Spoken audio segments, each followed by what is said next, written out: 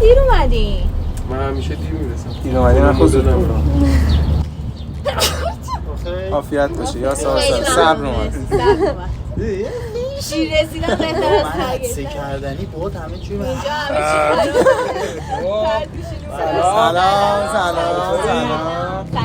سلام سلام زیاد داشتیم 6 نفر بیشتری خوبی شما؟ خواهش می‌کنم من شما راحت باشید من اینجا وای میستم باهاتون صحبت می‌کنم ببخشید پشتم برید نه خواهش می‌کنم اختیار داریم چه خبر؟ مهدی جان مثلا اینجوری میبینمتون اذیت میشم که بخوام مثلا از بلایی سرتون بیارم یا مثلا بخوام منم تورونا وحشت زده میشم اشکال نداره اوکیه خیلی خوش اومدین خیلی ممنونم بچه‌ها میدونید قراره چی کار باید بکنید یا من توضیحشو بدم در حد همین که یه چالش می‌خوایم دیگه زیادی نمیدونم یعنی فقط در حد همین چالش هست بله همینجاش هم خوبه به نظرم ولی من توضیحشو بهتون میدم با قانونای بازیو خب این که ما یه مسابقه‌ای گذاشتیم بچه‌ها قراره توی سری چالش انجام بدیم شاید یه سری حذفی داشته باشیم امیدوارم که از دست من دلخور نشید پس قانون مسابقه است و من قانونا رو الان بهتون توضیح میدم میخواید اول معرفی کنیم بعد بریم قانون رو توضیح بدیم میشناسین هم دیگه رو نه این منم بیام صحبت هم نکردیم ما هم دیگه چرا سلام علیکم چرا ولی نمی‌شناسم آها خب خوبه پس خب بذارید اول خودتون معرفی کنید که هم مخاطب شما رو بشناسه همین که بقیه دوستان بشناسید هم دیگه رو بعد استارت بزنیم و قانونا رو بگم بهتون و بریم برای شروع مسابقه پویا جان سلام دوستان، پویام 22 سالمه. امیدوارم که در کنارم یه چالش خوب رو اجرا کنیم. از آشناییتون خوشحالم. سلام، حدیث هستم. 18 سالمم. خوشحالم که می‌بینمتون. شما 18 سالته خانم حدیث و شما 22 سالته آقای پویا. با هم تو رابطه این؟ بله. چند ساله؟ 4 سال. 4 سال. فیکس 4 سال. حدوداً 4 سال. حدوداً 4 سال. کدومتون درخواست دادین که شرکت کنین تو مسابقه؟ من. شما. بله. دلیلش چی بوده پویا؟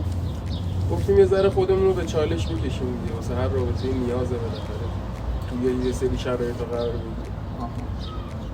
بس اینطوریه. خب خانم حدیث شما حرفی؟ اوکی. خب مهدی جان سلام دوستان، مهدیم 24 سالم. مهدی یا مهدی؟ مهدی میگم، مهدی میگم، میتی میگم. ما میگیم مهدی. آره راحت باش. 23 سال 24 سالمه باش. 24 سالم از تهران. که شما خانم سلام بارانم 23 سالمه خیلی خوشحالم میبینمتون بچه‌ها انشالله که یعنی امیدوارم که کلی با هم خوش بگذرونیم شما هم با هم تو رابطه ای؟ بله. چند وقته؟ 5 سال و 8 ماه. شما نفر وسط حرفم دیگه وقتی دارم میگم بعد کی درخواست شرکت تو مسابقه رو داد؟ بنده. شما؟ بله. دلیلش چی بوده؟ ما حدودش 6 ساله با همیم الان ولی توی همچین مسابقه‌ای تا حالا شرکت نکردیم که حالا تو اون فشار تو اون به قول اوفن چالشه همدیگر رو بهتر بشناسیم. فشارها همه چیز مثل قبل بلبله یا نه عصبی میشیم تا چه حد عصبی میشیم. دوست داشتم اینو امتحان یعنی کنم. تو توی این 6 سال نفهمیدی که نه مسابقه تا حالا تو این 6 سال با هم نرفتیم. اولیشه دیگه با مزه است. این منظورم اینه. منظورم حالا فکرام آقایون بهتر فهمیدن. متوجه شدم خیلی خانم ناراحت کردی. به نظرم رابطتون که خودش یه مسابقه میتونه باشه. 6 سال خدا رو شکر همه چی خوب بوده. آره خدا رو شکر. اوکی بوده اوکی بس خوب. اگه مثلا گاهی اینجوری هرس نده نپره وسط حرفم لجامو در نیاره خوبه. خب اوکی. یعنی پس از این چیزا شما بدت میاد. پس قطعا بله. مهدی تو این 6 سال باید بدونی که اینا رو من خیلی هرس میدم. آها میدونه. آره میدونه ولی دوست نداره سه چیزا رو رعایت کنه دیگه. آها. سر همین من هرسی میشم. خب پس من بیام اون سم. مانی جان سلام، مانیم. خیلی خوشحالم از آشناییتون. امیدوارم که خیلی بتونیم با هم دیگه خوش بگذرونیم.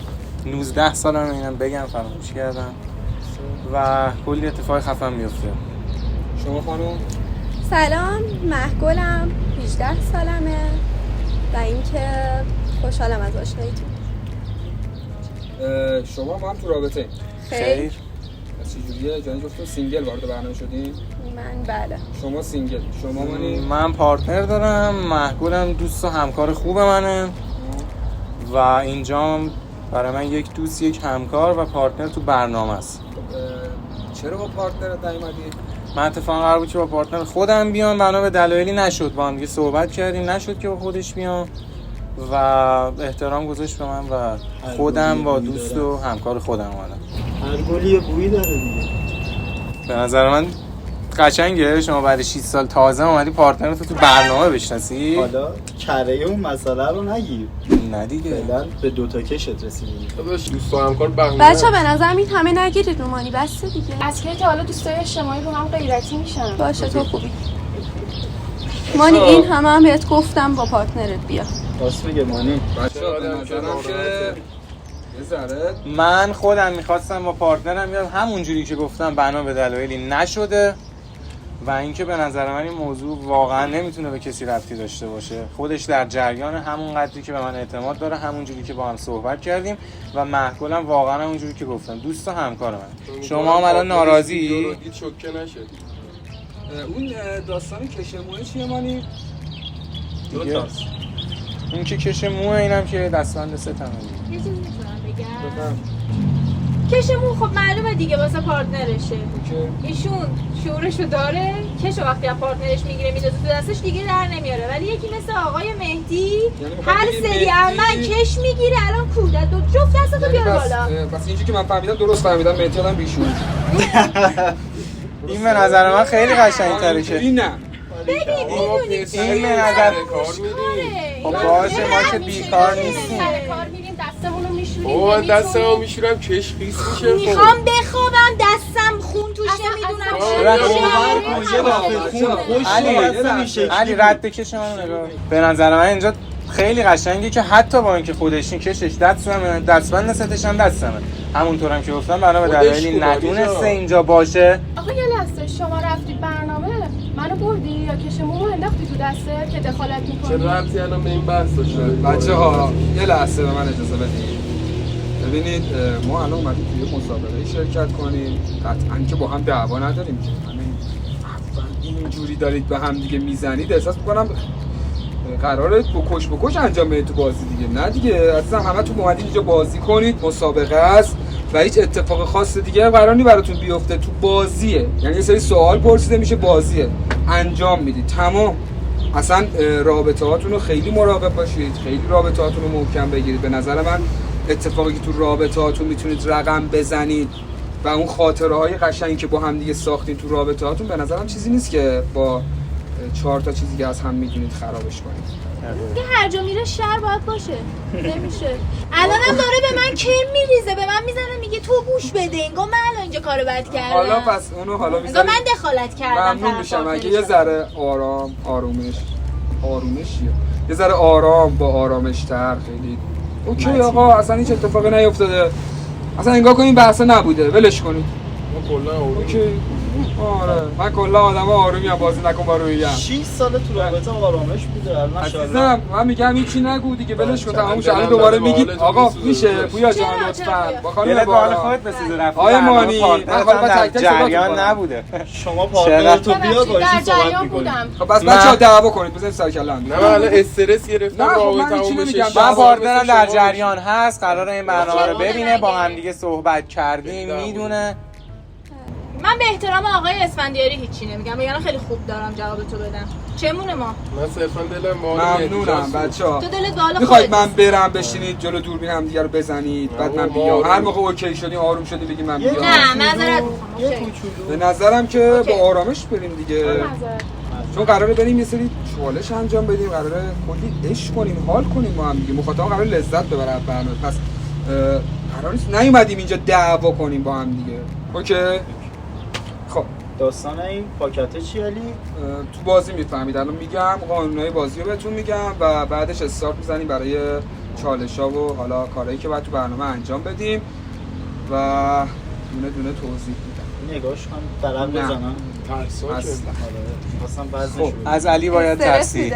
زنده باشی. من دارم نه هیچ اتفاق پاکت خاصی انرژی بچه‌ها میگیرم. قشنگه، چالشامون خیلی باحاله. یه مسئله بگم جان. اینجا تو برنامه‌های قبلی ضحاک و نمیدونم جلاد علی بود. الان ما یه کله رفتیم با خود علی گفتیم هرچی سلام. آتیش عزیز علیه. الان خودشه، یه کسی هم نی جلوشو بگیره. خدا خودش قبلا به یکی خیر بود. کنه. چون واقعا اینجوری نبود، حالا اشکال خودش تزه اینا خدا رو جلو تو می‌داد. میگه. ما فقط اجرا کننده باور بودیم. کن که جلو تو میگه. خب اوکی، من قانونا رو میگم بهتون. اگر هر کدومتون فکر میکنید که نمیتونید با این قانونا توی برنامه بمونید، لطفاً همین اول برنامه بگید بهم. اگر فکر میکنید اذیت میشید با این قانون، اگر فکر میکنید که نه تواناییشو ندارید، پس همین اول بهم بگید، خیلی بهتره و من ممنونتون میشم و مطمئن باشید مخاطبم اینو درک میکنه. پس قانون اولمون اینه که شما هر انتخابی که اینجا انجام میدی قطعا انتخاب تاوان داره. حالا انتخابت میتونه اعتماد به من باشه، اعتماد به پارتنرت باشه، یا اعتماد به مثلا بر فرض مثال پویا به مانی اعتماد میکنه، پس تاوان این انتخابشو میده. پس هر انتخابی یه تاوانی داره. اوکی تا اینجا. قانون دوم، هر چالشی که براتون انتخاب شد من نمیرم به فلانم، اینو بعدم میاد، این چیزیه نداریم، پس بالاجبار چالشی که براتون انتخاب میشه رو باید برید. قانون سوم، سوال پرسیده میشه ازتون، دو تا گزینه جلوتونه، یا جواب اون سوال رو میدید یا چالش رو انتخاب میکنید. جز این دو تا گزینه دیگه ای وجود نداره.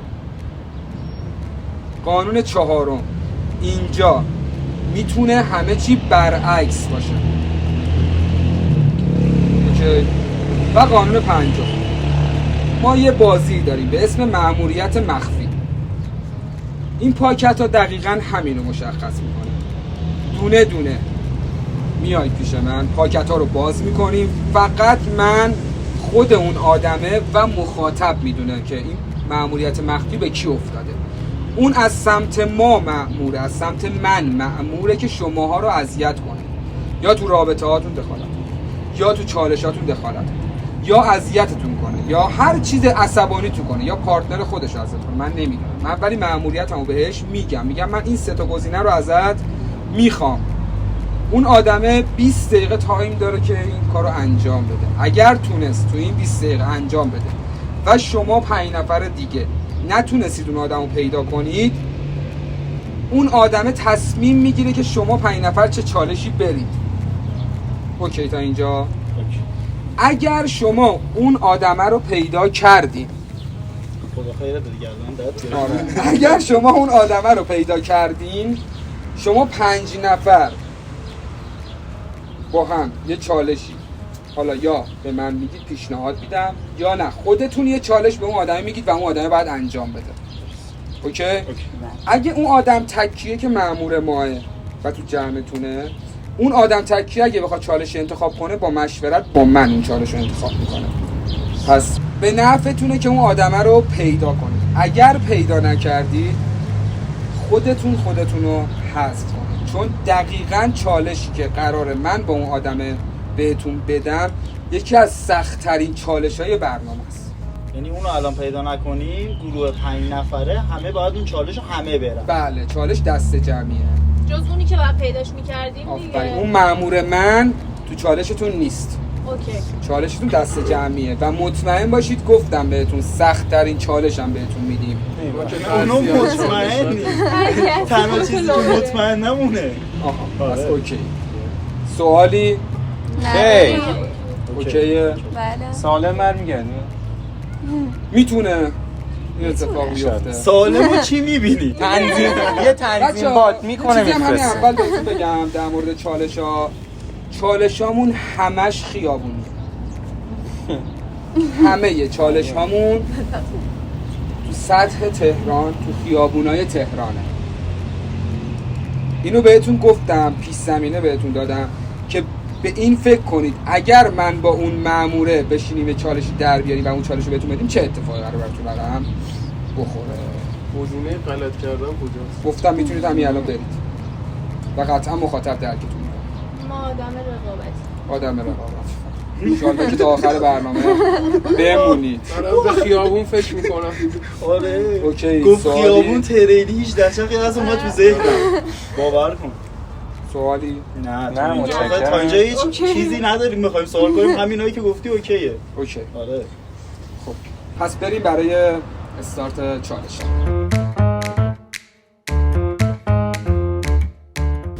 خب بچه چالش اولمون مأموریت مخفی است. اون آدمی که انتخاب میشه به عنوان مأمور مخفی و بعد انتخاب شد، پاکتش رو دیدیم، یعنی این پاکت رو الان بهتون میدم یا نه من میتونم بشینم بیاید انتخاب کنید بهتون بدم؟ به نظرم اوکی کرد ها. آره. پاکت هم دیگه رو که نمیتونیم ببینیم نه. اصلا. نه دیگه. پاکتایی که بهتون میدم و خودم آخر سر میام با خودتون، یعنی فقط من و شما میدونیم که چی شده، باز میکنیم و میبینیم و توضیح میدم که چیه، چی کار میخوام، یعنی تو خود برنامه میگم، به اون مأمور مخفی هم نمیگم پیش من چی کار باید بکنم، تو خود برنامه میگم اون کسی که دیده مأموریت مخفی رو باید فلان کار و فلان کار رو انجام بده که اونو سر چالش بهتون میگم. اوکی؟ اوکی. خانم حدیث؟ نمیشه من خودم انتخاب کنم. نه عزیزم. آقای پویا، آقای مانی، متشکرم.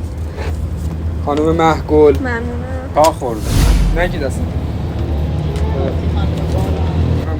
خانم باران، آقای مهدی. ممنونم. و باز کنید پاکتاتون رو و یواشکی نگاه کنید هیچی معلوم نباشه. من دوستان. پاکتم پاره شد. بفهمن مأمور مخفی هستین و مأموریت مخفی دارین، اسمتون رو بیارن و شناخته بشید، تملیک دارید. دوبار. خب نگاه نکنه. چرا نگاه میکنی واسه من؟ من از قیافت فهمیدم. کجاش نمیشه؟ خب پس شما هم که دیدی، هر آقای چیه؟ مانی هم که دیدی، آرپیچیه پیچ پیچیه. ببینم خوبه. خب بشین سر خب خوبه. خب پس خب تمام. پاکتاتون رو بی زحمت، یک میگیرم به پاکتاتون رو چی بی به چیه. زحمت به من بدین. مرسی. من خودم الان نفهمیدم چی به چیه. مرسی. الان ما خب. میتونیم با هم هماهنگ کنیم. دو میگیرم لو میدم. من چیه؟ نمیدونم میخواید هر کاری بکنید ولی مطمئن باشید اگر هماهنگ شده، بفهمم تو برنامه هماهنگ کردید، همونجا مأمور مخفی رو برنده اون چالش میکنم و اون موقع است که رعایت رو در بیار. راهبندی نداریم؟ اصلا از الان شهرتون رو هم من حواسم اصلا بچه یه خوشی جوری دور مثلا بینم. قشنگ حواسشون هست بهتون. قشنگ پسه این پستانه تو خودی هم با اونا هم میبندیم چشم. بچه‌های گرفتم. پشت صحنه مطمئن باشید که همه حواسشون با من. با همه با هم هست. خب الان اونی که برگه مأموریت مخفی رو دید دستشو بره بالا بفهم. اوکی بود، میدونه، فهمید کیه دیگه، درسته؟ خانم حدیث؟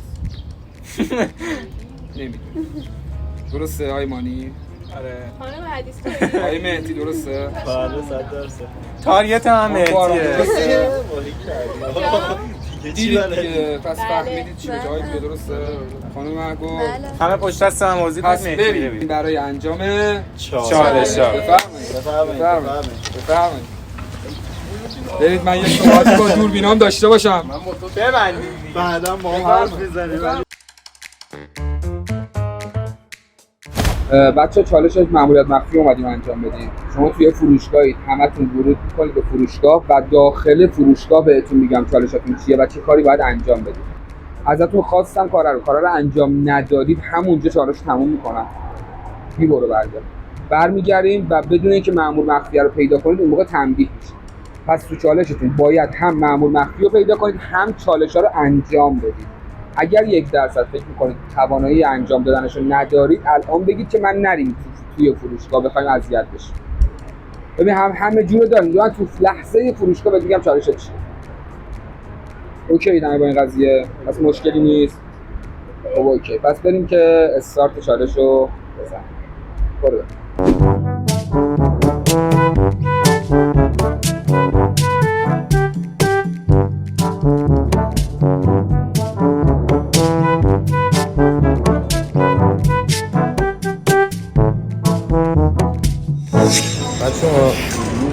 بچه‌ها چالشتون اینه که قفسه لبنیات رو پیدا می‌کنید، یه ماست 7 کوچیک برمی‌دارید می‌خورید، همه با هم با انگشت، همتون با هم.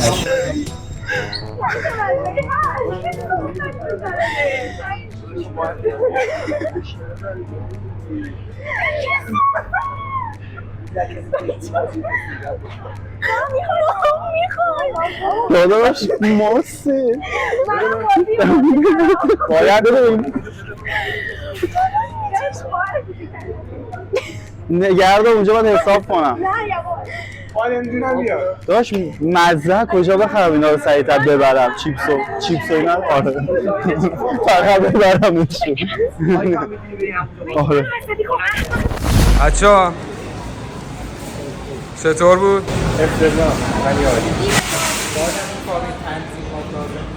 دست نکنیم بریم چی؟ دست نکنیم بریم همین تمام نشده چالشم. من عرق شرم دارم اشکال نداره. هنوز چالشم تموم نشده.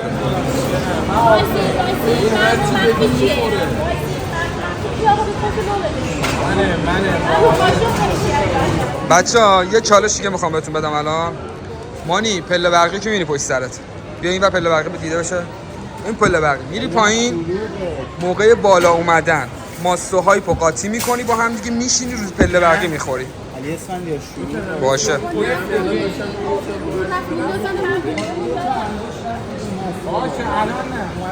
متوجهی؟ کی باهاش میره؟ کی باهاش میره؟ نمیتونید عوضش کنید نه. بازم بچه مردم شما کجا میری؟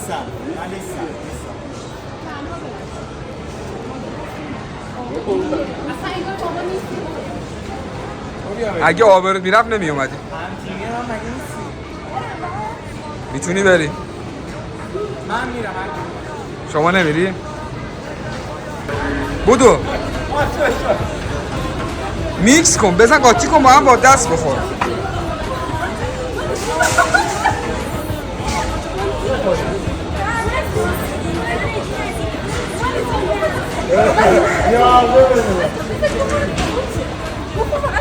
این خوشمزه است.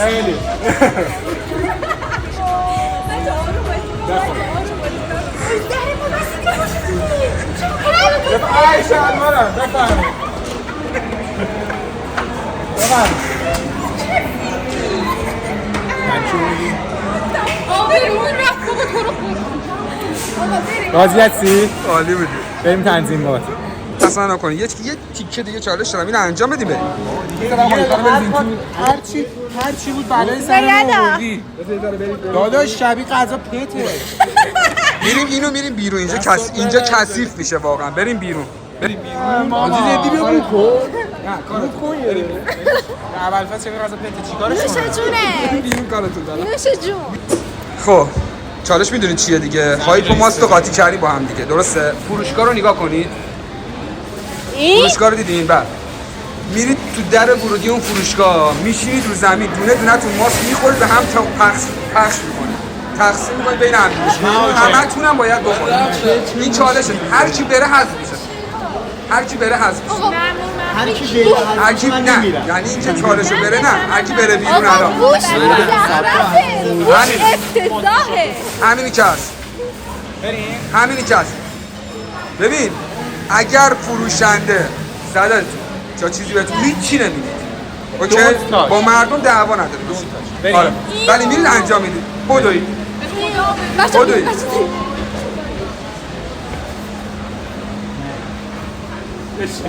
ای بخور. بس تکون نده. آروم باش. بخور بیرو. اشین جو اومدی. بدو میرم. بدو بیرو مغازه با. بخور. بدو بیرو. خوشو میرم. آقا اشین اومدی جو. خوشو بیرو. بیا. بدو میرم. باید بخوری. یعنی چی باید کارو؟ بخوری. تمیزش. بدو بیرو ببینم. نخورم. بدو بیرو. نخورم. بدو بیرو آقا.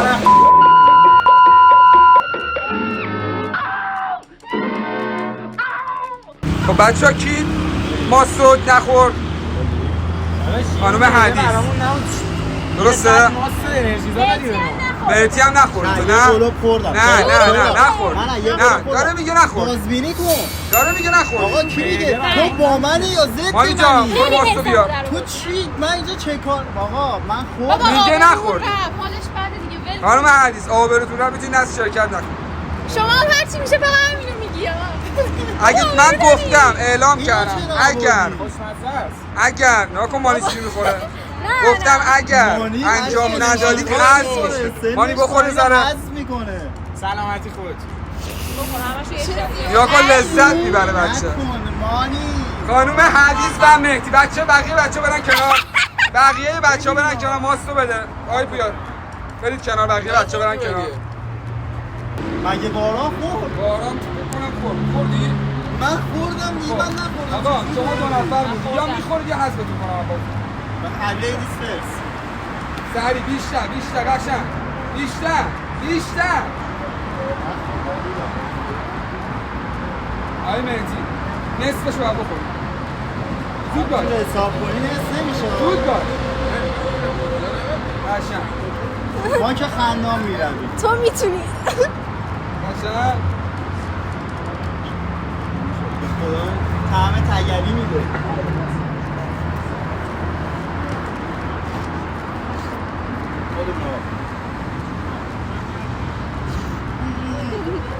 ما فهمیدیم که خانم باران نخور پسرش یه دشمنش. بدو خانم باران نخوری حذف میشی نخوری حذفی خانم باران نخوری حذفی بگیر اینو خور.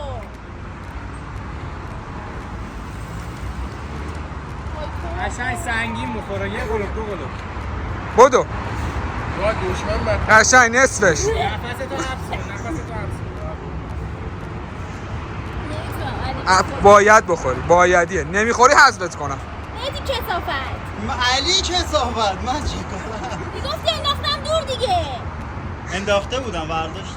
آره میخوره خاطرات هم داره زنده میشه آدم بد میشه باشه نفس.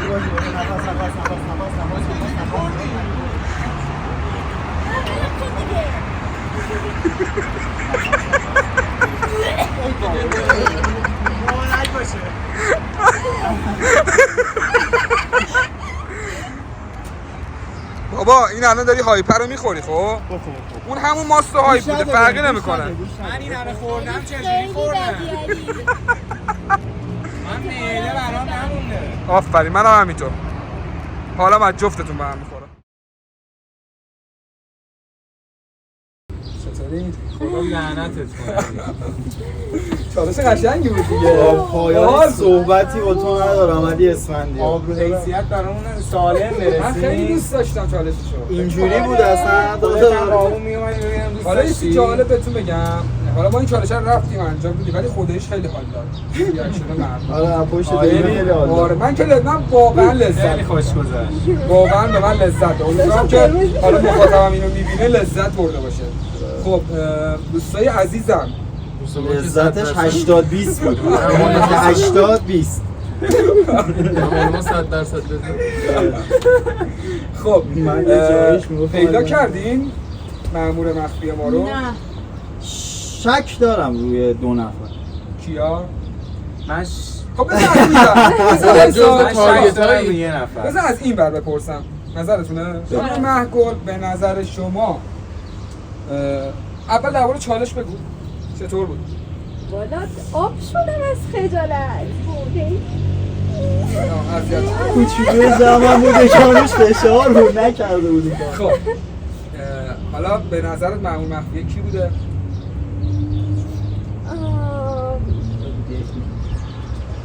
حسم میگه مخفی. چرا؟ یکم من چه کارم؟ ساز مخالف داشت یک کوچولو یا یکم مثلا نسبت به بقیه‌مون یه ذره اینطوری نگاه میکرد یه نگاه‌های یه مدلی داشت یه چیزی من یه همچین حسی برداشتم خب مانی چی بگم هرچی دلت چی بگم دیگه خوش نیالم داداش دیگه جالب بود خوشم آمد دوست داشتم بعد بچه‌ها همه پایه اوکی، خیلی دمتون گرم. چون از این قبیل چالش زیاد داریم ها. الان بهتون میگم در آها این تازه ضعیف‌ترین آره ضعیف‌ترین هیچ لول پایین بشه. آره. خب و اینکه میتی جان از به نظر تو هم مأمور مخفیه مهدی. آره از شما آره اصلا ببین پارتنری میگید مأمور مخفیه میتی میتی. خانم حدیث چی بگم آخه به نظر من بارون. به نظر شما باران چرا؟ به خاطر اینکه اذیت میکرد، مشکوک بود، نمیذاشت چالش ها رو انجام بدیم. بس مهدی هم که همین کارا رو کرده. نه بس نظرم ما. بارانه. خودت هم همین کارا رو کردی یا؟ نه من چیزی که من دیگه بالاخره من که اونجا بودم. راست میگه. بالاخره آخرش مشخص میشه. خب پس آیا پویا خب من اینا که ها بزنم نظر ما بگم. شده. نظر من حدیث شد. چرا؟ نمیذاش کار انجام بدیم دیگه. تمام ساز مخالف خودت داشتی می‌زدی. از الان خودزنی‌ها شروع شده. آرامات موج میزنه.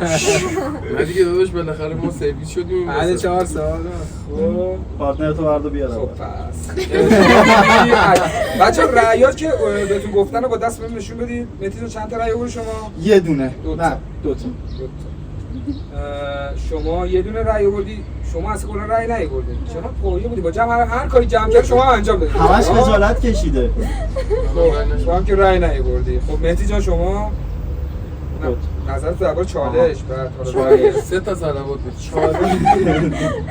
چالشش که یه کوچولو با کلا مدل من متفاوت بود، یعنی خیلی جای اتفاقاتی میافتاد که اصلا من اینطوری بودم که بابا تو رو قرآن نکنید چه کاری آخه چرا اینجوری، ولی دیگه اجبار بود. بعدا بعضیا اجبار داشتن توی این مسئله. بعدم که بچه‌ها میگن من به قول فن تارگتشون رو نسبت این مسئله به خاطر این بود که مافیا دارین بازی می‌کنن من لایک میدین دیسلایک نه من لایکش میکنم. آره سر این مسئله که یه جاهایی واقعا نمیشد یه کاری کرد، یعنی اون مجموعه‌ای که اونجا بودیم جاش نبود، ولی من خب یه جای اهمال میکردم میگفتم نکنید. حالا بارونم به نسبت چالشش باحال. آره چالشش که باحال بود، عجیب بود. گفتن فایده ای نداشت. آره رأیت آی مانی 100%. خب پس بگیرید رأیتون رو بگیرید عزیزم. شما دوتا رأی داری؟ چرا وجود رأی؟ مریضی من. نه بهش علاقه‌مو نشون میدم. همش استرس دارم. انگشتامو گم میکنم. خانم باران چالش باحالی بود. بالاخره ما اومدیم اینجا هیجان داشته باشیم دیگه. به نظرم باحال بود و اینکه حدیث میگه باران چرا؟ چه کاره؟ چه ریلکس. ساز مخالف تو هی میزدی. این کار نشه، اون کار نشه، باد آبرومون رفت. خب تو همه اینا رو بودی دیگه عزیزم. بعد اصلا مهدی قشنگ مشخصه مهدی اون مأمور مخفی. یه چیزی بگم قشنگ مشخصه. میخوای جا تو عوض کن بشین اون جلو منو با بچه‌ها بزن. ببین تو عاشق اینی منو عصبی کنی و وقتی که این کارو میکنی یه ریگی تو کفشته و تو این کارو کردی. هم شاهد بودن، هم نه یه بار نه دو بار 1000 بار منو عصبی کی کردی. دیده؟ رأیت کیه؟ معلومه. آی من پس شدم 4 تا. شدین 4 تا. آقا حالا حدیث نتونستم خیلی داره اون کارو نفس بکنم. عمیق میکشه. یه چیزی میخواد به من بگو. خب نه آقا برش کن. 4 جنگ تاییاش. دعوا درست نکنید دیگه لذت بردیم دیگه تا الان دیگه. جنگ و دعوا درست نکنید بذار لذت بخاطر حال لذت ببرید. خب چیزی می‌خواستی بگی؟ تو نه بفهم. نه بگو. آقا بگو. اوکی من یه چیزی بگم. خب نه. فقط یه چیزی یه کوری تو جنگ. چیزی نمی‌خواستی بگی بفهم. خیلی دیگه حرف می‌زنی. الان که مثلا میگی من مشکوکم، من ساز مخالفم، خب بالاخره معلوم میشه کی بود دیگه. بله الان میگم الان اعلام می‌کنم. میت پس به نظر خودتون که مأمور مخفیه رو درست حد زدید. بله من میدم. درسته؟ بله. مثلا این مهدی خدا. مأمور مخفیه کاملا اشتباه کنید. مأمور مخفیه ما خانم باران فقط خانم حدیث درسته. چجوری تو 6 سال 6 سال من نفهمیدم. بعد 6 سال وقتی میای پارتنر تو برنامه بشناسی همین تو میشه. سخنتون رو دخالت نکن. آخر این برنامه معلوم میشه. تو فعلا کش دوم مشخص کن. پس علاوه بر اون چالشی که انجام دادی و نتونستید مأمور مخفی ما رو پیدا کنید، من با خانم مأمور مخفی یه چالشی بهتون میدیم چند لحظه و شما 5 نفر این چالش رو انجام خیلی چالش قشنگیه من خودم واقعا لذت میبرم از این چالش لول به لول دارم میبرم بالا براتون چالش ها رو یه جور بذارشون بذار همون سر چالش نگم منم نمیتونم اصلا چالش هم نگم بذار همون سر چالش بعد مخاطبم ببینه نظرتونه یه جوری حساب کنم نمیتونم اون موقعی که گفتم 5 بدید خودشو لو بده پس بریم واسه انجام مأموری بریم واسه مأموریت که نه اون چالش که با خانم باران میشونیم با هم در بیاریم اونو انجام بدیم من نمیام پویا اصلا میاد من نمیدونم دختر جمع نبود ببین من به نظر من خانم باران چالش تو خیلی اوکی بگو چون باز این معمول مخفیه هستش و یکی اینا بشه شاید یه چالشی باز با هم بشه یا شاید پیداش کنی یا شاید پیداش نکنی یه چالشی با هم بدیم اون موقع باز بعد شما بریم به نظرم خیلی راحت و اوکی چالش تو بگو من پیشنهاد بهت میدم یا خودت پیشنهاد به هم بده هر کدوم تایید کنه حالا میریزیم مغزمون رو هم دیگه چالش در میاریم بهشون میگیم اون چالش رو برن آقا اجازه یه سوال کنم بفهم واسه دید مخاطب چالش رو نریم چی میشه هست میشه چالش رو میریم خوبم میریم حالا دوست داریم میشه چالش رو نری نه میریم نه رو ببین علی چی فقط کنه دعا کنیم که بهتر آسون باشه پس بریم سالم چالشه بذار فقط میگم کجاست جاش حالا دیگه خود تصور کن بریم چالش میدون تجریش رو بگیریم و میدون بریم تجریش بیا بریم تجریش رو بیاییم بچه شما نتونستیم من اون وقت پیدا کنم همون بارا معمول نفتیم و حالا چالشی که مشترک در آوردیم رو بهتون میگیم اینه که اینجا یه گورستانی تشکیل میدید و آهنگمون چیه؟ بخونم آقایی دارم خوشگله رو باید بخونید با صدای بچه گونه بچه کنه مثلا موقع که با صدای بچه کنه نخوندید ببینیم کی نمیتونه دیگه نظرته ما میشینیم اینجا عشق کنیم شما رو میذارم اینجا من خودم میرم اون برا واقعا رو برسید من خودم میرم اون برا شما فقط تشکیل کنید با هر موزیک قشنگ با آهنگ بزنید دست بزنید قشنگ باشید اوکیه مثل سوی گلهای داوودی تقدیم میکنم گروه سرود دامان تقدیم میکنم آهوی دارم خوشگله قرار کرده زلنسم دوش برای خوشگله قشنونم میبرسم آقا اینا نمیخونه آقا اینا نمیخونه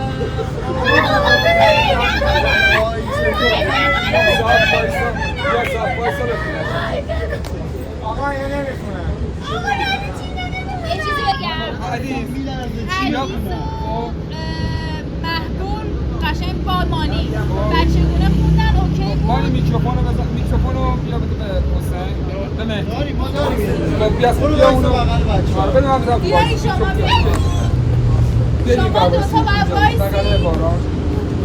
وایسیم بخونیم گروه سرود آهوی دارم خوشگله بخون فقط قرار کرده با صدای بچگونه با صدای بچگونه ای خدا چیکار کنم آهومو پیدا کنم وای چه کنم خدا اونو پیدا کنم بچه از ما در نمیاد چی میخواد بزن چیز بازی بخونم شدی یه تو دارم خیلی بلند با صدای بچگونه مهدی تو اصلا فریاد نمیزنی مهدی با صدای بچگونه نه بفهم بچه گونه که من نمیدونم یه تو بلند نمیخونم دست بزنید زمین هوا میره نمیتونید دست نزنید خواهش میکنم من این توپ رو نداشتم یه دونه دیگه میخونید چرا؟ بعد میاید پایین چون درست نمیخونید من راضی نیستم با خودت بچگونه بابا میگی 4 نفر دیدن بالا بیشتر شما ببین شما هم میخونید همون زنجیر با بعدش رو بچه ها میگن جدی جدی زنجیر با بله زنجیر منو باختی پشت باختی علی اومده یه سوال بدبختی صداش کن بنده خدا دایی بیا نه بیا بیا دایی دایی بیا سلطان الان برو وایستا دایی بیا برو وایستا سلطان دایی همون بیا همون نمیشتن باید بی تو بازم رو آره همین آهنگ رو بزن با این آهنگ بریم من اینجا بزن میخواد همین آهنگو میخونی باش. آره. برو اشکال نداره. اما از اول بزن. از اول بزن.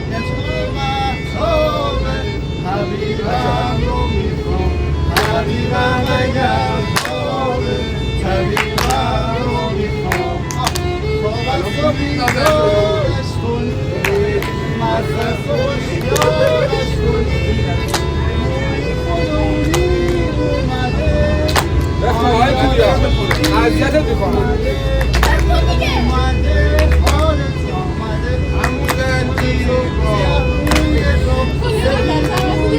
بله یه تو درم قلقلیه رو ادامه شده خوب تو درم قلقلیه یه تو درم قلقلیه ادامه نه یه اذیتت میکنم با ریتم آهنگ برو برید یه تو درم قلقلیه رو با ریتم همون زنجیر رو همون مرسی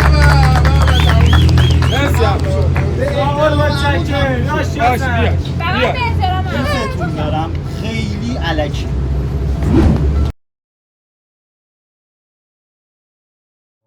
چطوری؟ من تو که لذت بردی اصلا من به خودم لذت بردم آبتی؟ داستان 5 میدم 9 میدم بود من دیگه نمیتونم.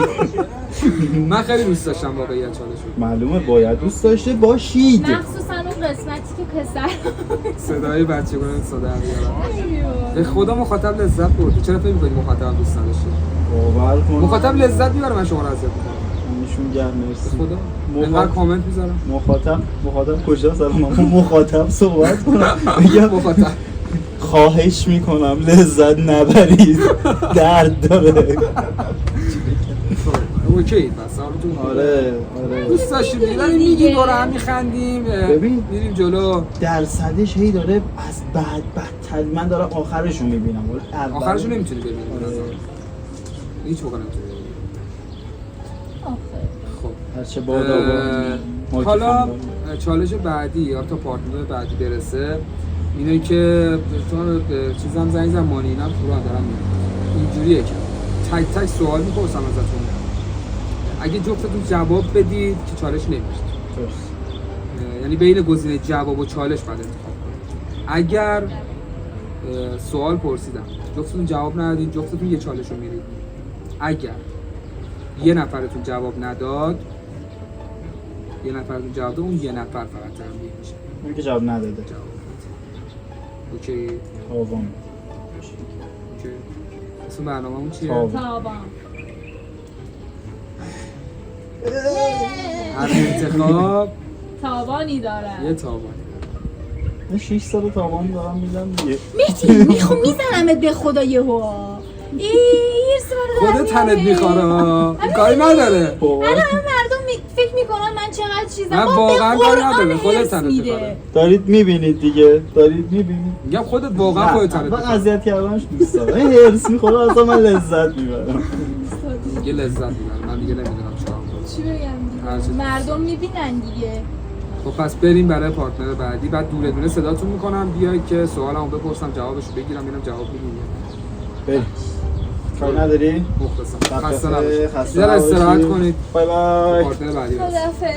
چطور بود بچه‌ها تنبیهی که رفتید آبروبر بود چرا واقعا قشنگ بود نظر من خیلی بی‌ادبانه است نمیتونم جلو دوربین بگم چرا آقا مگه ایرادی داشت تو سرود خوندین دیگه خیلی اصلا قشنگ بود ایرادی نداشت. خب من به استعدادایی که ندارم پی بردم آبال کرد خیلی اذیت هم شدی نتونستی با صدای بچگونه بخونی بعد مجبور شدی بمونی تمرین کن به نظرم نه به نظرم تمرین کن که خب بتونی الان چالش‌های یواش‌ها خیلی لمس بکنی دیگه چه اتفاقی قرار براتون داریم حسش می‌کنیم لمس و حس و همش با هم پس دوست داشتی عالی راضی نبودی من چالش حس می‌کنم هر چی داره میره جلوتر بدتر میشه اگه راضی هم نبودید بگید من مهمه نه مهم نیست ولی بگید خب مهم نیست دیگه. خب نه اگه راضی نباشی واقعا چالش‌ها رو بدتر می‌کنم راضی بودیم، عالی بود. پس چرا بدتر؟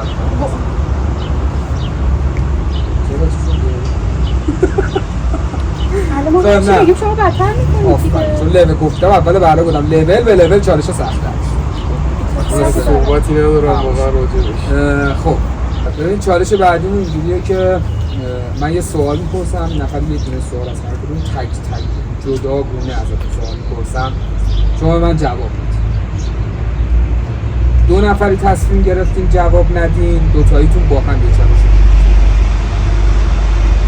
اگر جواب دادین یه دونتون جواب نداد اون یکی یه چالش رو میگه.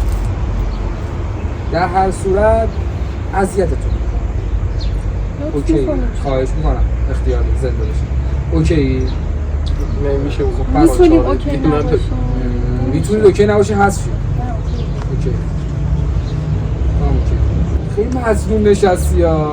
کاری که با ما کردی من خیلی کارا رو دوست داشتم و واقعا جدی دارم میگم قطعا مخاطبم دوستش لذت برده از جدی میگم. پس حالا تا بقیه بچه‌ها برسن و پارتنر بعدی صحبت کنم، شما یه استراحتی با یه رفرشی بشید، دونه دونه صداتون میکنم که حالا بیاید با هم بشینیم و ببریم جلو. صدامو صاف کنم. آره برید لذت ببرید. بچه چطوری؟ افتضاح. چی بگی؟ بابا آبرو حیثیت برامون نذاشتی. من خواننده این مملکتم، خوش به جای اینکه بگی بیا بخون برداشتی برو اونجا برو شعر کودکانه بگو. برو بخون. خب مهد کودک علی اسفندیاری باشه. اصلا ببینم چه تواناییایی داری، تواناییاتون بیارم یه چیزی رو من الان با تو ببندم. الان من دیگه با تو میخوام تو ببار هر بلایی دوست داشتی سرم. اینو اینجا من با تو بس این بود. بد کردی با خودت. باش این بود. همین بود تهش. نه تو باشه. اینو که بردی. بله تو سر برگرد. من صدای بچه‌مون رو من تونستم نازک بعد دقیقه رو فقط وایساده بودن. خیلی خوب بوده برات به نظر. ببینم میخوای چه بالایی سرم.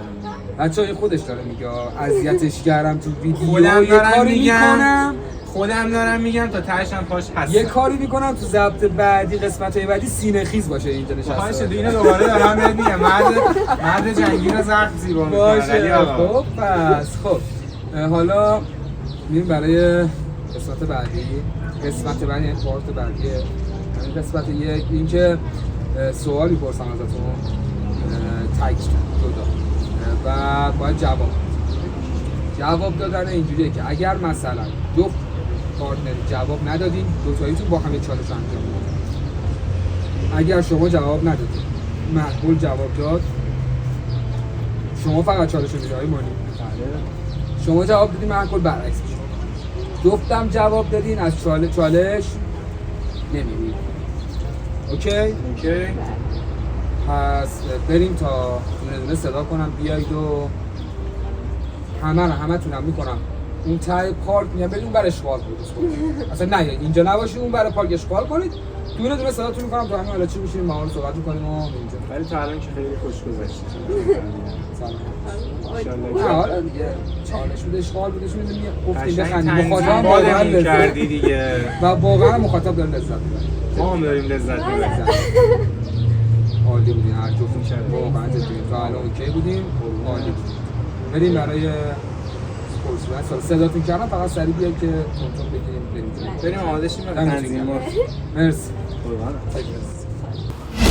خانم باران چطوری؟ قربان شما. یه کاری ازت میخوام یا اونو انجام میدی یا اینکه چالش میدی. خب با پدر یا مادر با کدوم راحتین؟ میدونم که حالا جفتشون هم که از رابطتون خبر دارن. نه با جفتشون اوکیم ولی با بابام یه ذره جیک تو جیکم بیشتر. پس زنگ میزنی به بابات میگی که مهدی گفته ما به دردم دیگه نمیخوریم. چالشه چیه؟ ما دیگه چالش شدی الان نمیگم که اگه انجام ندی میگم. باش زنگ بزن صدا رو آیفون اسپیکر قشنگ ما بشنویم مخاطب بشنوه ببینیم بابا چی میگه فوش میده به مهدی نمیده ببین چیه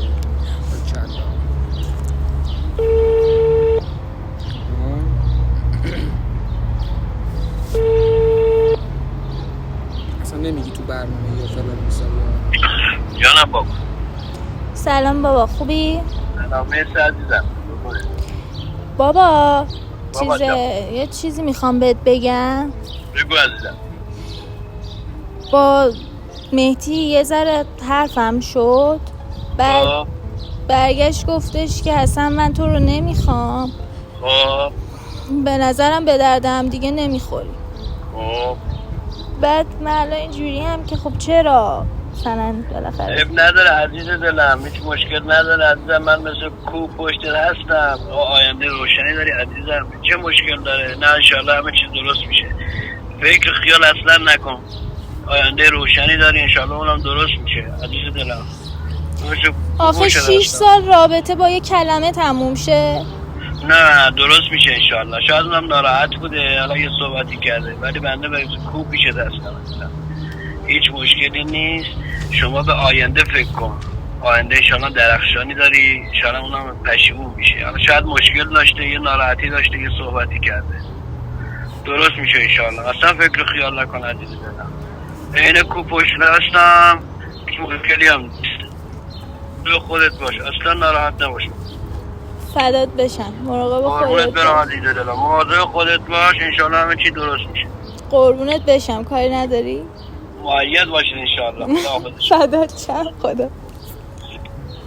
واقعا بابای پایه‌ای داری؟ آره واقعا بابا پدر خیلی خوبی داری. اوکی. من خیلی اوکی بودمش کم، اصلا باورم نمیشد یهو مثلا اینقدر قشنگ مهدی رو درک کنه، بگه مثلا شاید اون ناراحت بوده، شاید یه مشکلی داشته. واقعا برای من سخت بود درک کردم. اگه مثلا من خودم رو جای اون بابا بذارم، زنگ میزد دخترم قطعا اون پسره رو. آره آخه بابای من کلا عقیدش اینه که مثلا تو حالا با کسی هم داری آشنا میشی، اونم پسر مردمه، واسه خانواده‌اش عزیزه، دوست نداره بی احترامی کنه. همشکن همچین فازه‌ای داره. چون حالا این کارو انجام بده، چالش رو بهتون میگم ولی مهدی نفهم تا مهدی بیاد اینجا صحبت کنه ببینیم چه اتفاقی میفته برای مهدی. چالش این بود که شما بعد تو نقش یه زن و شوهر حامله میرفتید و مهدی 10 دقیقه وقت داشت که 300,000 تومان پول جمع کنه. اوه این چالشتون بود. الان چی میشه؟ الان ببینیم مهدی جواب میده یا نه. اگه مهدی جواب نداد، مهدی چالشو میره، مهدی رو حاملش میکنه. کار نداره که. اوکیه. خب اوکی، پس بی زحمت رفتی مهدی رو صداش کن. باشه چشم.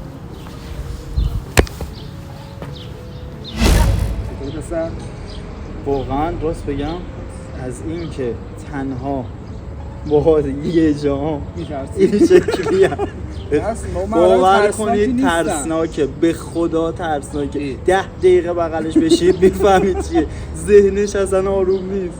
بالاخره اینجوریه. خب پس آیه مهدی به نظرم که به این سوال جواب راست شده، چون من میدونم.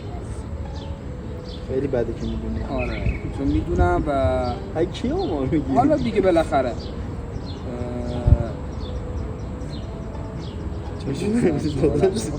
مهربون نگاه میکنی بپرس. نه تا حالا به باران خیانت کردی؟ نه سفت و محکم میگی نه دیگه. خب پس مهدی میگه نه، شما هم شنیدین نهشو، پس من یه تماس میگیرم با کی؟ حالا الان میفهمم که ببینیم این کارو کرده یا نکرده. نه یه دقیقه صبر کن. نه اصلا صبر ندارم، اصلا صبر ندارم. خب یه دقیقه اونو قطعش کن. اصلا صبر ندارم، ضبطم داره میشه قشنگ و الانم زنگ میزنم، چون اتفاقا ما صحبت کرده بودن تو منم شاید مثلا برنامه داشتیم ولی بنده خدا که تو برنامه چی میگه. خب پس نمیشناسی یک نسانی نمیشناسی؟ یادتم میاد. سلام خانم کیمیا. خوبی شما؟ زنده باشید. من اسفندیارم خانم کیمیا، دوست باران دوستتون و آقای مهدی. زنده باشید. سلام. یه بارم با تماس گرفته بودم درباره اون اتفاق صحبت کرده بودیم. حالا میخوام بدونم. آره من با اون یکی خطم تماس گرفتم، الان با یکی خطم تماس گرفتم. یه سوال فقط میخوام بپرسم، اینکه خیلی دوست دارم شما جوابشو بهم بدین، چون اون سری هم که گفتین جواب دادین، حالا این سری اگه جواب بدین ممنون میشم. اینکه مثل اینکه مهدی به شما پیشنهاد داده بوده برای رابطه.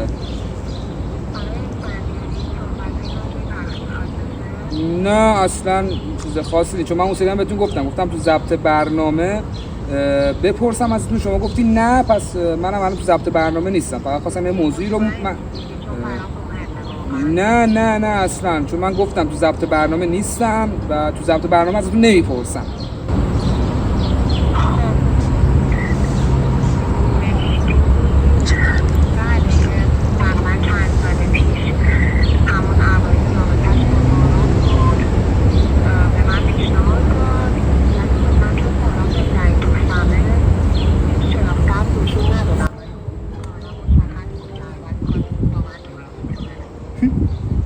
آها ممنونم ازتون، خیلی لطف کردید.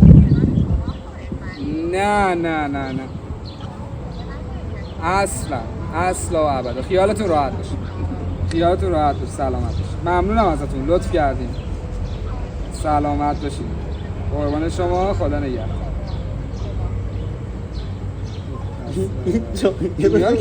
اینو کامل معرفی مثل اینکه اوایل رابطه بود و باران اون کار کنم جلو اوایل رابطه بود و باران و اینکه خب تو اومدی مثل اینکه حالا از باران جدیه اونجوری نبوده، ولی خب یهو رفت 2 ماه اول بود. خب چرا گفتی نه بابا 6 سال از اون 6 سال ما هستیم، این مسئله برمیگرده یعنی 5 سال خورده‌ای پیش، یعنی اصلا همین دیگه. من میتونی مثلا این قسمت رو بذاری، مثلا باران رو ببری بیرون نبینه، ببریش مثلا بگی آب بیاریم بیرون، قسمت رو نگاه نکن اصلا، بعد قسمت دیگه که میتونی نذاری بیرون، ذوق داره میشه نگاه کنه. تو که اینا رو میدونی 80 20 بود 90 10 شد. خب خانم محگل، ببین سوالی که من میپرسم جوابش هم میدونم و اینکه حالا یا مانی به من گفتی یا حالا کسی دیگه، مطمئن باش جوابشو میدونم چیه. سوالم اینه که دوست داری با مانی رل بزنی؟ شاید. مطمئنی جوابش شایده؟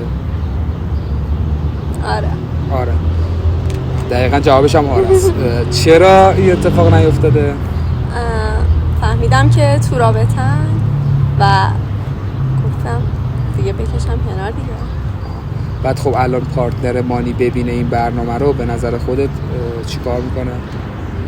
من اون موقع که میخواستم باشون حالا بهشون پیشنهاد بدم نمیدونستم که تو رابطه است، بعد فهمیدم، ولی الان نه دیگه، مثل همون دوست و همکار. اوکی. بله. اوکی. ببین امیدوارم حالا اون آدمی که داره این برنامه رو میبینه حالا به عنوان پارتنر مانی قطعا باید درک کنه. خب این آدمه حالا یه تایمی قرار بوده این کارو بکنه و نکرده و درک کرده طرف مقابلش که شما هم یه دختر بودی و انجام نداده، بیان نکرده. ما میدونستیم جوابشو، اینجا ازش پرسیدیم که بفهمیم. حالا شما هم اگه فهمیدی دلم میخواد واقعا به همین درک رسیده باشی و اتفاق خاصی رقم نخوره. دمتون گرم. مرسی. به مانی بگید بیاد بزن. مرسی. ممنون. مانی جان، بین محگل و پارتنرت کیو انتخاب میکنی؟ پارتنر. حالا اگر روز دوم آشناییتون با پارتنرت بود، بازم پارتنرت رو انتخاب میکرد یا محگل؟ پارتنر. 100%. یعنی شناختی هم روش نداشتی یا؟ ولی رو محگل شناخت داری. یه چیزی میتونم بگم؟ محگل که دختر خیلی خوب و خانومیه، من از قبل ازش شناخت دارم، دوست و همکار خیلی خوبیه و خب برای من واقعا مثل یه دوست و یه همکار و یه خواهره، ولی خب 100% پارتنر. 100%. خوک. مرسی. پس شما دوتا تیمتون پارتنریتون اینجوری شد که جواب سوال دادین و چالش نمیرید. چالشتون دیگه حذف میشه، یا باید جواب میدادین یا باید چالش میرفتین و جواب دادین. مرسی. متشکرم. خب خانم حدیث، چیزی که ازت میخوام اینه که یا با پویا میمونی چالش میری یا یارتو عوض میکنی. اگه یارتو عوض کنی چالش نداری. نه یارم عوض نمی‌کنم. یعنی پس با پویا میمونی. بله. چالشی که میخوام بهتون بدم خیلی سخته. اوکی یعنی باهاش. به نظرم بعد از اون چالش حداقل یه کلا با بایتکس بعد خودتو بشون. اوکی میگم خب پس یه زحمتی بکش رفتی اونور این صحبت که داریم می‌کنیم همش بین خودمون مثلا نباید کسی بفهمه رفتی اونور زحمت بکش یا بگو مرسی شما خوبه خواهش می‌کنم خیلی حال می‌کنم اذیتتون می‌کنم مثلا لذت می‌برم گویا یه رازی که حدیث به شدت توش حساسه اونو الان باید به ما بگی اگه نگی منظورم چالشه 1% این برنامه سالم برم بیرون اونو بگم دیگه سالم نمیمونم یعنی پس نمیخوای به نظرم بگو چالشی که براتون دارم خیلی سخته زنده میمونیم شاید اون حداقل درصدش مثلا پایینه اون دیگه 100% مرگه اون که 100 یعنی اینقدر راز سنگینه چالش چیه بعد میگم چالش به هیچ قشنگ یه جوری انتخاب کردی که چالشه رو بری سواله دیگه بالاخره یا جوابشو میدی یا چالشو میری دیگه پس یعنی تصمیم گرفتین که 100 چالش پس اینم بهت بگم که حدیثم جواب نداد این جفتتون با هم یه چالش خب خوبه جفتمون با هم بفهمیم پس اینو در جریان هست اوکی پس سوالشو میتونم بپرسم چیو؟ سوالشو؟ نه پس از خودش هم نپرس لطفا پس اینجوری شد که حدیث و پویا چالش دارن و تو برنامه حالا حدیث میفهم حالا بیام اونور چالش رو بهت میگم چالششون یه دیت عاشقانه تو سطل آشغال برو بریم او بس دیگه خدایا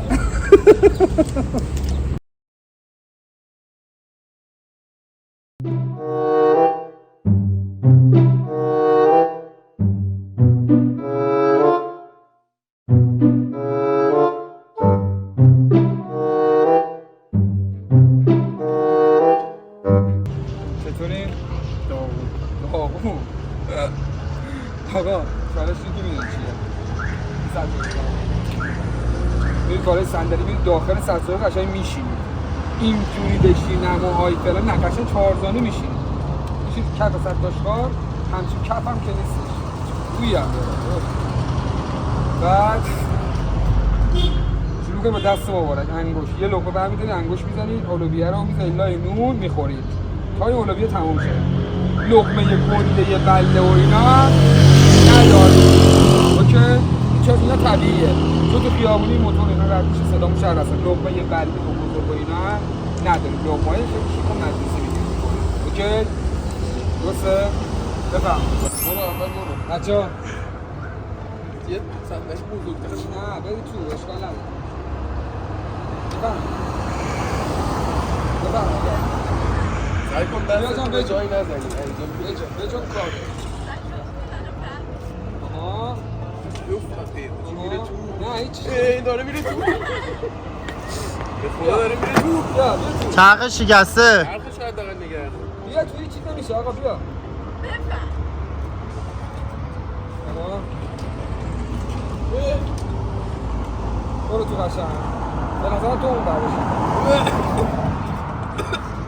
نمیشه برو همونجا بشین به قرآن نمیشه همونجا بشین بشین حاجی نمیشه بشین خانم حدیث بینی تو بگی چجوری؟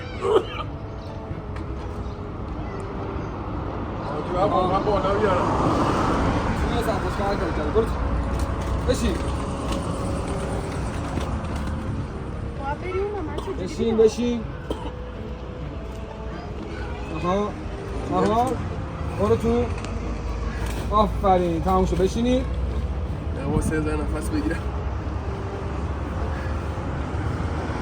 اینم نگفتم بچه‌ها 10 دقیقه بیشتر تایم نداریم بابا من او خیلی حساسه به من ربطی نداره چالشی که بهتون افتاده میشه بریم پایین بیایم بالا نه. نفس بگیریم نه 1 2 3 رو بگم چالش شروع شده بده اونا رو آها بذار اولویون نونتون هم بدم خب برید پایین بشینید بهتون بدم تعادل نداره بشینید بالا بیارم چی؟ آها نشست بالا بیارم چی؟ برو پایین 3 این اولویه و نون 3 2 گوشی برو یا تو لقمه کن من نمیتونم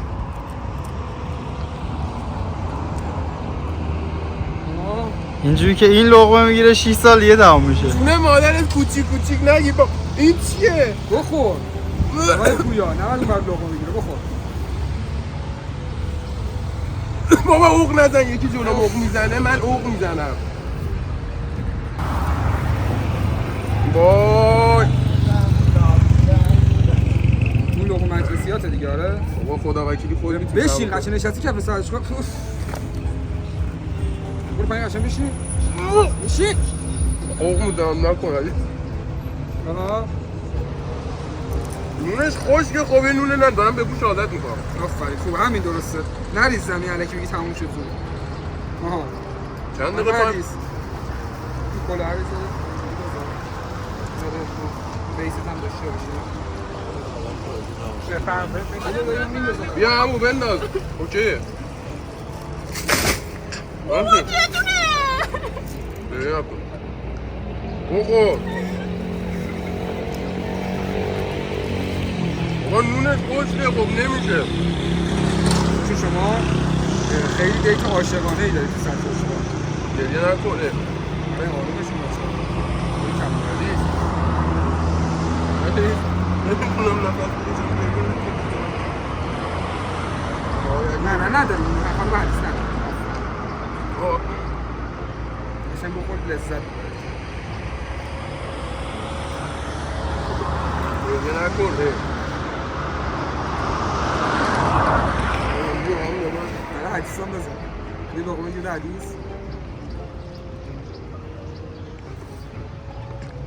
اولش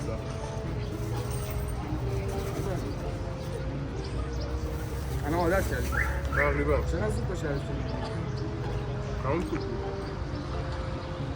تمام نشد نمیخوام بخور تمام براش لقمه بگیرش بده بخور مگه نشست بودیه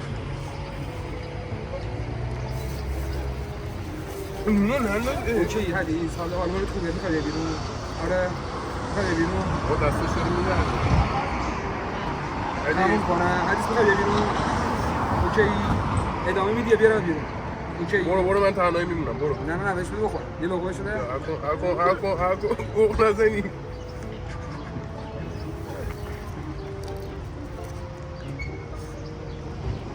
با یه دقیقه وایسی تمام نه تمام نشد یه دو تا لقمه بده یه لقمه بده خب یه لقمه بده حدیث تموم شد حدیث بودو باری کلا خوبی؟ آره؟ اوکی بابا یه لقمه بده حدیث آفر بخورم رو همون بنداز بخورم رو همون دارم میارم تو بیرون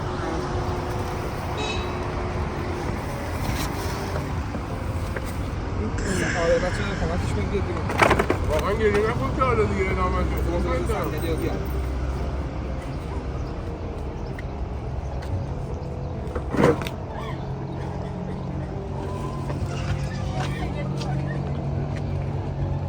یه آب بدین بهش خب بچه‌ها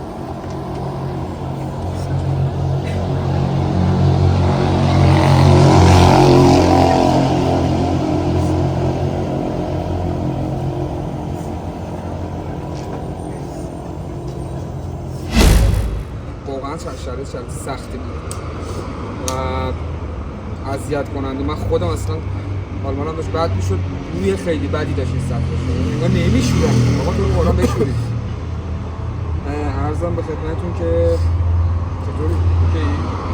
خانم حدیث؟ نه اوکی نیستی؟ چی اوکی؟ تو با شرایط زود کنار من زود کنار میام اول نیستم به نظرم میتونم راحت بگم که حالا سخت‌ترین چالش این قسمت این بوده تا الان خیلی مخلصم چطوری؟ خسته قشنگ کنید درکتون میکنم من این توضیح بدم حالا بچه ها لباس عوض کردن بعد اومدیم ادامه‌اش گرفتیم بچه سوالش رفتن و واقعا در لباسی کسیب شد و اصلا نمیشه با اون لباس بیرون جلو تو لباس عوض کنن و قسمتی که اون خیلی شکیل حالا شکیل اونجوری هم نشد ولی خب بازم دوست داشتیم مثل راحتی بکنیم با مخاطبمون که اوکی آقا همه چی من به نظرم همه چی خوب بود تو قسمت یک نظرتون با این که پاره شد قشنگ بود جذاب شما خانم مردو خوب بود پیش میری. شما خوب بود؟ آره بیا قیافم ممنون. دلش بود من میرم بعدی.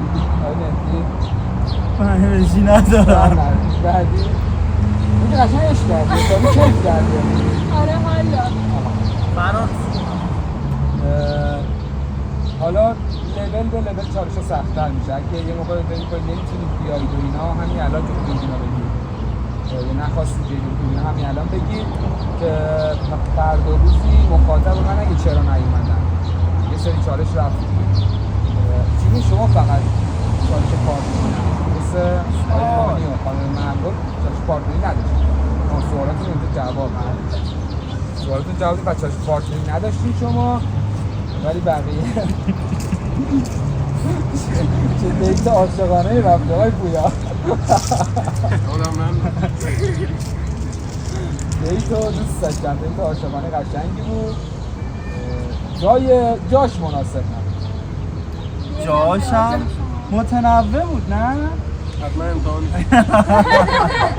یه بار بیشتر جاش مناسب دیت نبود ولی خب چالش علیه دیگه خوب میدن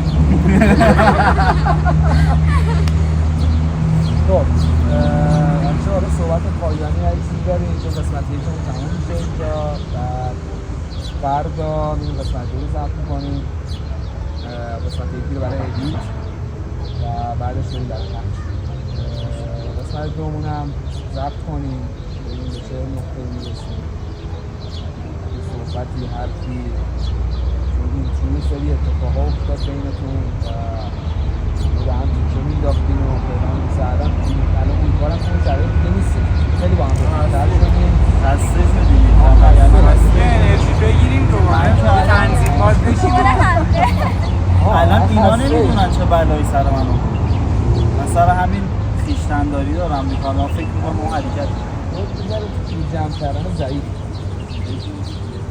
آره بعد بیزن دست و پایی بشکنید بسید و تمرین کنید جلوتون حداقل کارهای گدایی رو انجام بدید این چه میخندید این برنامه این صدی چی میگفت؟ این چه میخندید باران چه میخندید لذت بود قشنگ معمول مخفی منم باشم خوشحال میشم دیگه ولی کاری نداره سوالی هم حالا باران پرسیدم خیلی سخت بود واقعا سخت‌تر از این سال هم مهدی پرسیدم امیدوارم که حالا باران بذاری؟ بله امیدوارم که باران حالا به نظرم که اون دست باران رو بگید یه گوشه کناری اصلا نذار برنامه رو الان میشه با هم صحبت کنیم راجبش؟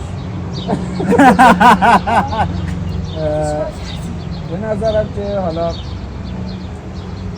سعی کن منطقی رفت اگر خب نه حالا سعی کن منطقی باشه اگر چیزی آره اگر قرار بود اتفاق خاصی بیفته قطعا اون موقع میفته و سعی کن منطقی باش رفتار کنیم نمیگم که حالا ما بری برنامه رو ببینیم خودت هم حالا تا بیا به نظر خود برنامه بیاد الهی در اون روز اینترنت و برق با هم یه کلیه افتادی داره کادو مادو زیاد بخواه نظرم از الان باید شروع کنم آره کارهایی که دوست داری و نکردی و از الان انجام بده میتونم میخنده داره مثل اینکه باش کنار اومده خنده هم دردناکه ببین بعد 6 سال الان این کارا شما خودت بعد برنامه داستانا شروع میشه خانم بچه ها نیومدن؟ نه یه خانم بچه ها نیومدن؟ بعد یه داستانی هم بین مانی و محبول بوده حالا شما هم برنامه برنامه رو ببینید خودتون متوجه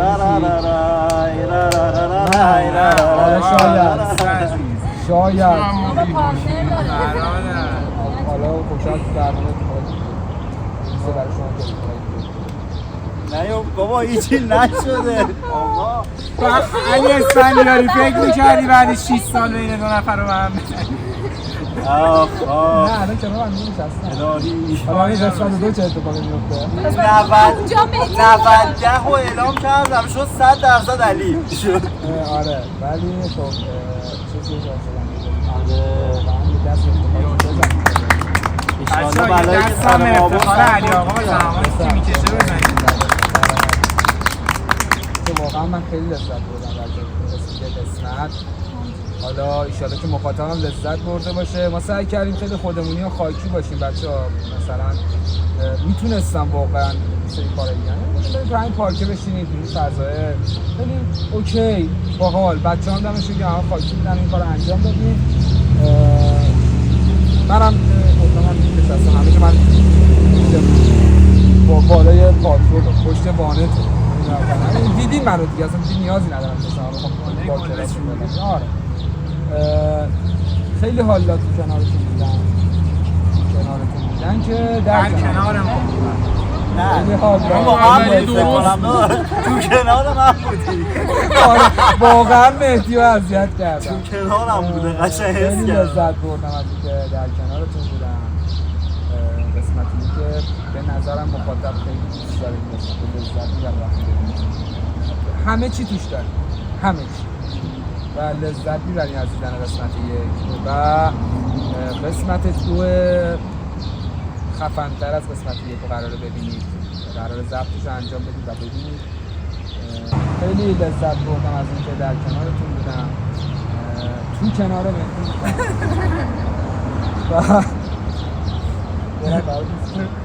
آره تو چرا اینقدر باگ داری آخه؟ باگ من باگ ندارم تو چرا انقدر مرض داری؟